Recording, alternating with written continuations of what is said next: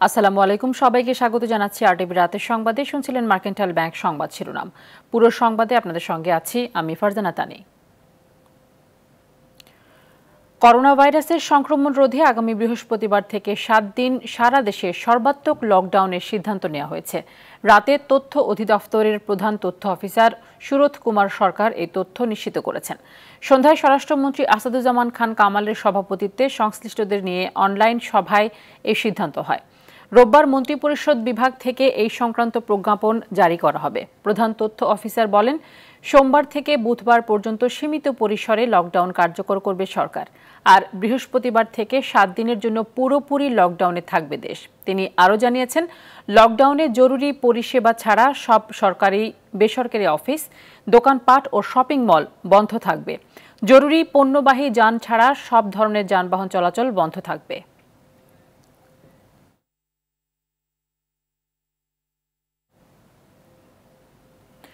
সোমবার থেকে লকডাউনের খবরে রাজধানী ছাড়ছে নগরবাসী। গণপরিবহনের প্রতিবন্ধকতা উপেক্ষা করে বিকল্প উপায়ে পায়ে হেঁটে কিংবা বাড়তি ভাড়ায় কয়েকবার গাড়ি বদল করে ঢাকা ছাড়ছেন মানুষ। বিভিন্ন স্থানে চেকপোস্ট ও ট্রাফিক পুলিশের তৎপরতা থাকলেও বন্ধ নেই মানুষের পদযাত্রা। ভিড় বাড়ছে শিমুলিয়া, বাংলা বাজার ও পাটুরিয়া দৌলতদিয়া ঘাটে। নেই স্বাস্থ্যবিধির বালাই। আরও জানাচ্ছেন জাহিদ রহমান।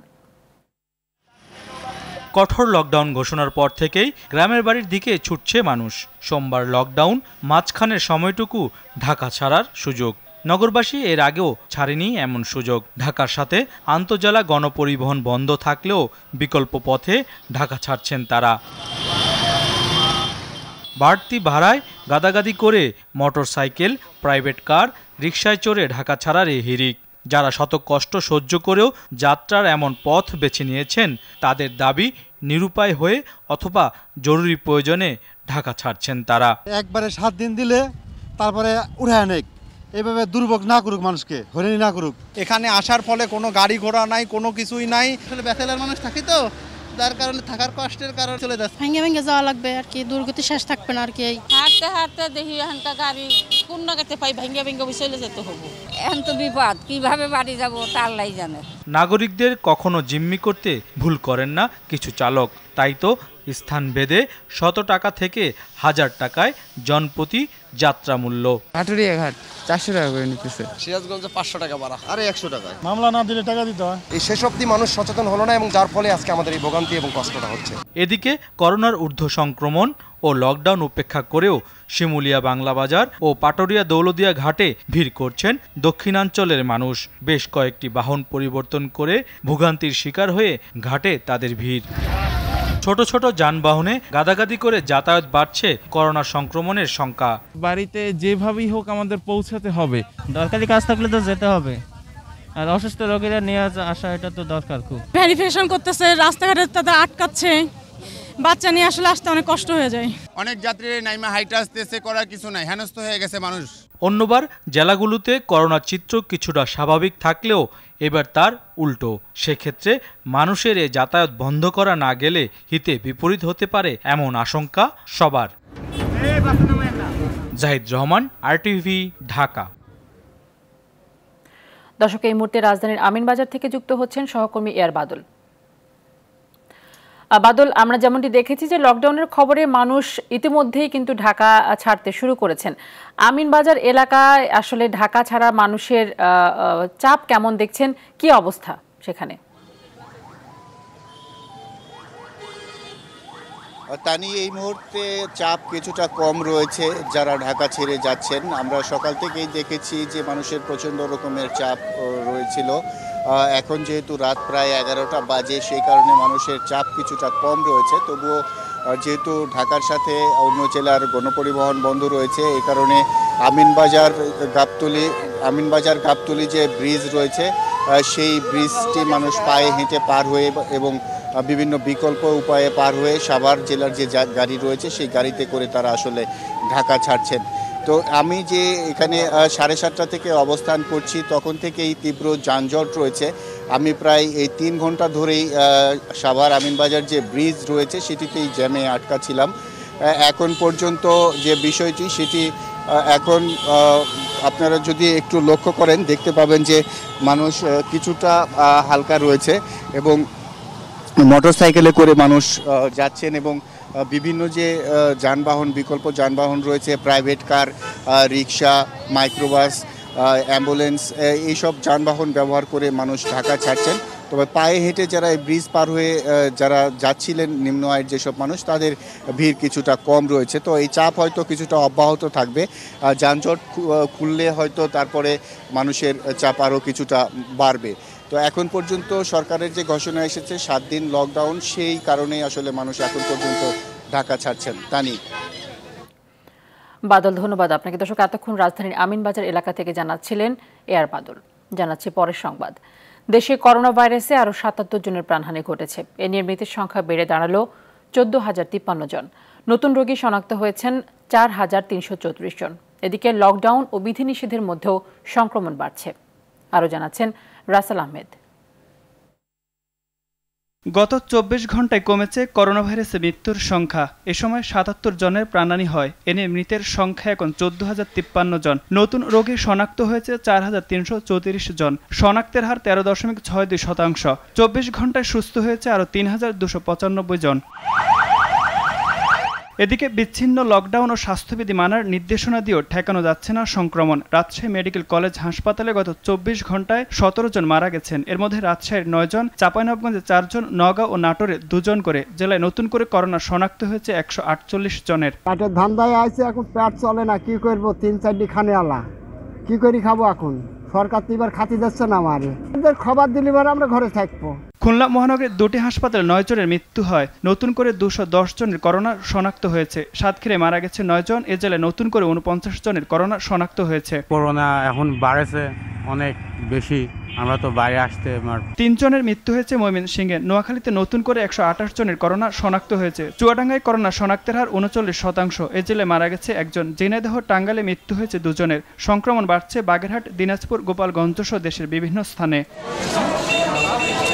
রাসেল আহমেদ, আরটিভি।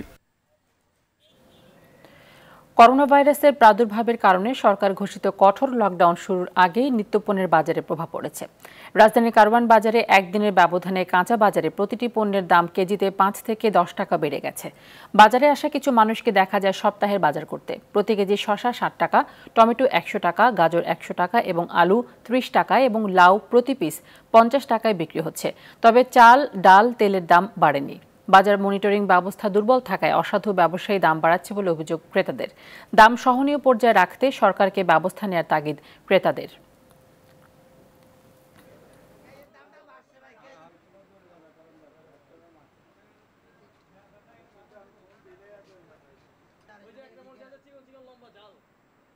জিনিসপত্রের দাম তুলনামূলক বাড়তেছে। সরকার যে সিদ্ধান্ত নিয়েছে সিদ্ধান্তটা সঠিকই আছে। আর আমি আমার নিত্য প্রয়োজনে কিছু জিনিসপত্র যেটা আমি এক সপ্তাহ চলতে পারবো। আমার কাছে পেঁয়াজটা বেশি মনে হয়েছে, কারণ যেটা পাইকারি রেট ছিল 38 টাকা 37 টাকা, সেটা আজকে 50 টাকা বলতেছে। সব জিনিসের মোটামুটি দাম বাড়তি, কারণ আমাদের মতো গরিব মানুষের এগুলো কেনা করার কোনো ক্ষমতা নাই আমাদের। লকডাউন না শকডাউন দিছে, এতে বাজার লোকজন একটু বেশি, এতে একটু জিনিসের দাম একটু বাড়তি। করোনার কারণে সৃষ্ট সেশন জট নিরসনে অনলাইন ক্লাস নেওয়ার চিন্তা করছে জাতীয় বিশ্ববিদ্যালয়। আপাতত শিক্ষার্থীদের ক্লাস অনলাইনে নেওয়া হবে, আর করোনার সংক্রমণ কমলে পরীক্ষা নেওয়া হবে। দুপুরে ঢাকা রিপোর্টার্স ইউনিটিতে মিট দ্য রিপোর্টার্স অনুষ্ঠানে এসব কথা জানিয়েছেন জাতীয় বিশ্ববিদ্যালয়ের নবনিযুক্ত উপাচার্য ডক্টর মোহাম্মদ মশিউর রহমান।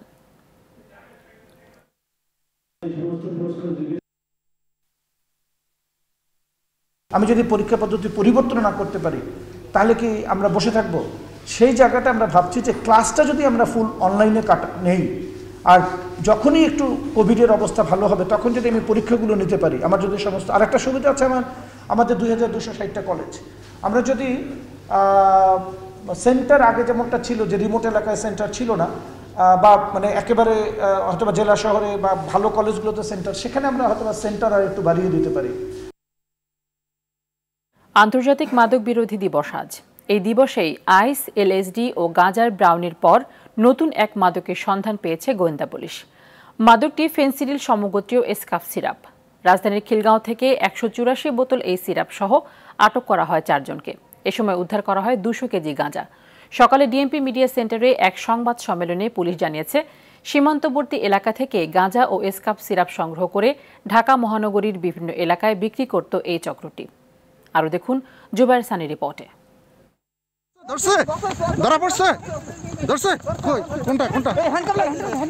25 তারিখ রাত 8টা রাজধানীর খিলগাঁও থানার নাগদারপাড় ব্রিজ এলাকায় গোয়েন্দা সংবাদের ভিত্তিতে এভাবেই অভিযান চালায় তেজগাঁও গোয়েন্দা বিভাগ।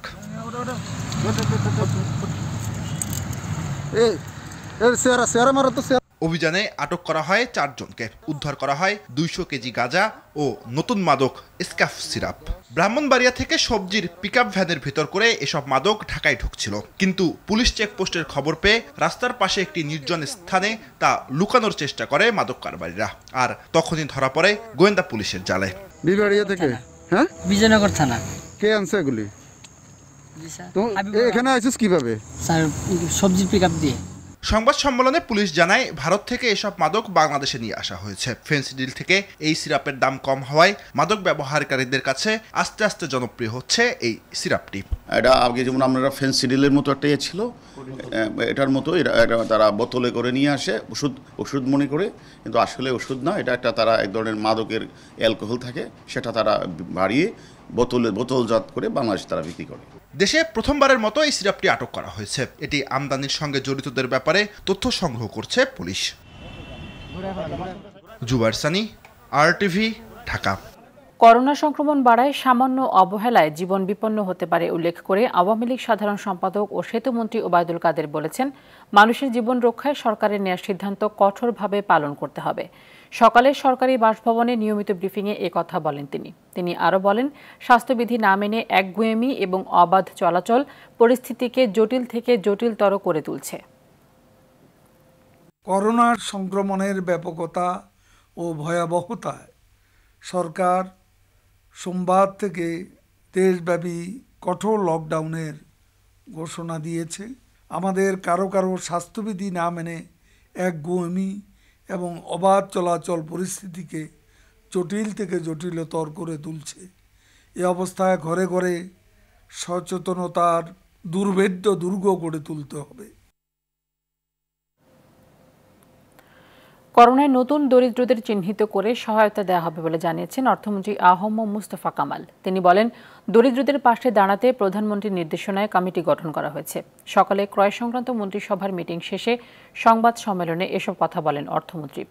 অন্য একটি অনুষ্ঠানে পরিকল্পনা মন্ত্রী এম.এ. মান্নান জানিয়েছেন, রিজার্ভের অর্থ দেশের উন্নয়ন কাজে বিনিয়োগে উদ্যোগ নিচ্ছে সরকার। সেলিম মালিকের রিপোর্ট। করোনায় থাবায় গেল 1.5 বছর ধরে সারা দেশে চলছে লকডাউন। এতে ব্যবসা বাণিজ্য ক্ষতিগ্রস্ত হওয়ায় চরম বিপর্যয়ের মুখে দেশের সার্বিক অর্থনীতি। সাথে কাজ হারিয়ে পথে বসেছেন লাখ লাখ শ্রমিক।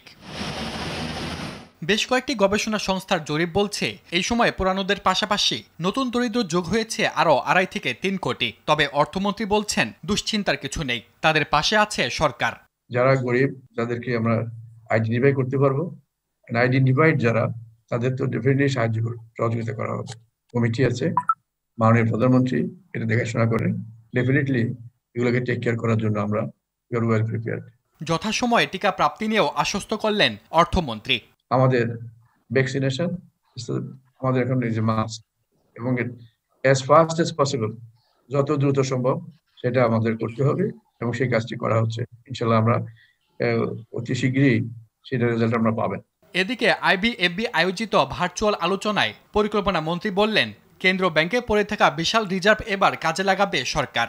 সভরেন ওয়েলথ ফান্ড জাতীয় কিছু করার জন্য সিরিয়াসলি কাজ করছেন, এবং একটা ওদের ফান্ড ইতিমধ্যে অলরেডি করা হয়েছে, একটা লোন দেওয়া হয়েছে আমাদের সরকারি কোন থেকে। সুতরাং সরকার ইজ ওয়ার্কিং অন দ্যাট। আপনারা you can contribute giving ideas আর কিভাবে এটা ইমপ্রুভ করা যায়।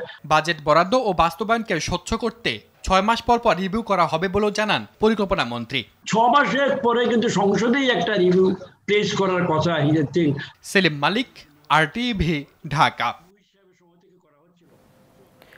রাজধানী জুড়ে অনুমোদনহীন ব্যাটারি চালিত রিকশার দৌরাত্ম্য, নেই কোনো প্রশিক্ষণ, নেই ড্রাইভিং লাইসেন্স, দাপিয়ে বেড়াচ্ছে অলিগলি থেকে মহাসড়কে। আবার এদের জন্য বিভিন্ন এলাকায় গড়ে উঠেছে চাঁদাবাজদের সিন্ডিকেট, হাতিয়ে নিচ্ছেন লাখ লাখ টাকা। ট্রাফিক বিভাগ বলছে, আইনি জটিলতা আর জনবল কম থাকায় ব্যবস্থা নিতে পারছেন না তারা। ব্যাটারি চালিত রিকশা নিয়ে আশিকুল আলমের ধারাবাহিক রিপোর্টের আজ থাকছে প্রথম পর্ব।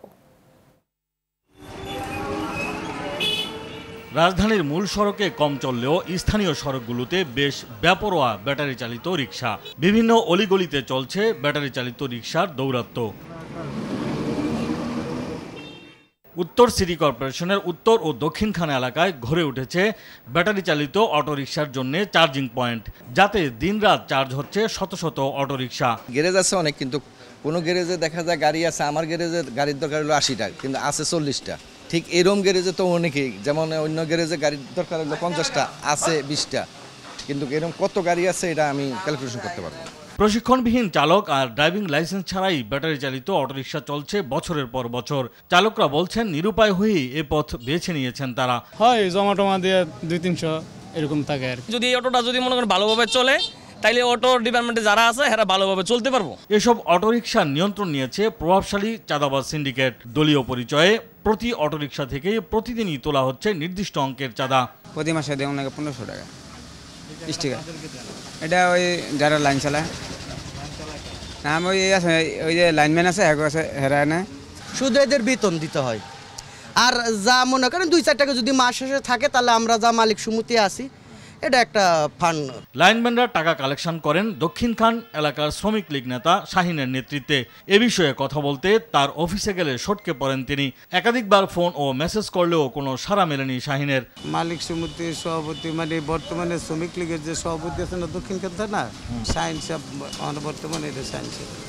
ব্যাটারি চালিত অবৈধ রিকশা বন্ধে কার্যকর উদ্যোগ নেওয়ার ক্ষেত্রে প্রতিবন্ধকতার কথা জানালেন তেজগাঁও বিভাগের উপ পুলিশ কমিশনার। ব্যাটারি চালিত রিকশা আসলে কোনো মোটরযানের মধ্যে পড়ে না, সেক্ষেত্রে এদের বিরুদ্ধে মামলা কিংবা মামলার করার সুযোগ নেই। এটা সেগুলো ডাম্পিং করতে হয় কিংবা নষ্ট করে দিতে হয়। আবার নষ্ট করার কিছু আইনগত পদ্ধতি আছে, চাইলেই যে ওগুলো নিয়ে খুব কড়া ব্যবস্থা বিনষ্ট করে ধ্বংস করে দিতে পারি এটাও পারি না। ব্যাটারি চালিত অটোরিকশা বন্ধে সড়ক পরিবহন আইনে কঠোর বিধিমালা যুক্ত করার কথাও বলেন ট্রাফিক বিভাগের এই কর্মকর্তা। আমরা এটাকে খুব কড়াকড়িভাবে দেখি, যেহেতু আমাদের এটা ভিআইপি এলাকা। আশিকুল আলম, RTV, ঢাকা। ব্যবসার ক্রমবর্ধমান উন্নয়ন ও সম্প্রসারণের অংশ হিসেবে লাবিব গ্রুপের সহযোগী প্রতিষ্ঠান আলমগীর ব্রাঞ্চ লিমিটেডের বসিলা সেলস সেন্টার উদ্বোধন হয়েছে। বর্তমানে প্রতিষ্ঠানটির পোশাক শিল্প, আইটি, ফিশারিজ ও কৃষি সহ বেশ কয়েকটি খাতের 20টি অঙ্গ প্রতিষ্ঠান রয়েছে। শনিবার উদ্বোধনী অনুষ্ঠানের প্রধান অতিথি ছিলেন ঢাকা দক্ষিণ সিটির মেয়র শেখ ফজলে নূর তাপস। এ সময় D8 chamber of commerce and ইন্ডাস্ট্রিজের সভাপতি শেখ ফজলে ফাহিম, আলমগীর ব্রাঞ্চের ব্যবস্থাপনা পরিচালক ও লাবিব গ্রুপের chairman Salahuddin Alamgir, CIP Mrs Sultana Jahan সহ আরও অনেকেই উপস্থিত ছিলেন। অনুষ্ঠানে ফজলে নূর তাপস বলেন, এমন উদ্যোগ মানসম্পন্ন মাংস উৎপাদন নিশ্চিতে ভূমিকা রাখবে।